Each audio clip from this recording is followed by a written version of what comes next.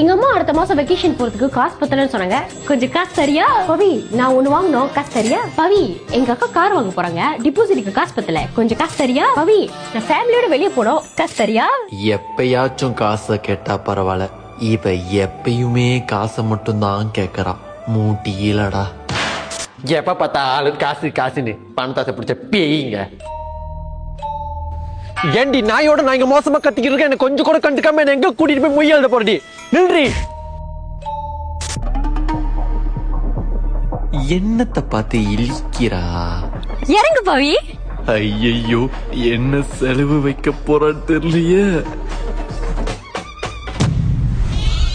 தன் பணத்தை காலி செய்ய போவதை உணர்கிறார் பவித்ரன். ஏய், எதுக்கு இப்ப எங்க கூட்டிட்டு வந்திருக்க? எங்கடா போனா? Geetha, Geetha.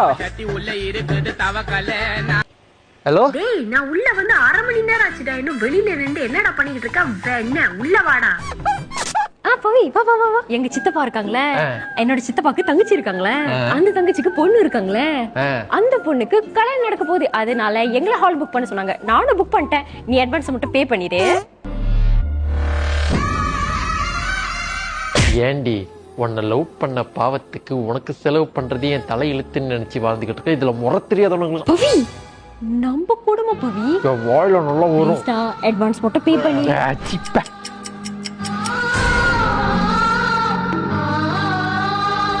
Sister, hall book பண்ணலன்னா சொல்லிடுறீங்களா? இல்ல பிரதர், இன்னைக்கு அட்வான்ஸ் பே பண்ணிடுறோம். அவன் என்னை பாதியிலே விட்டு போக மாட்டான்.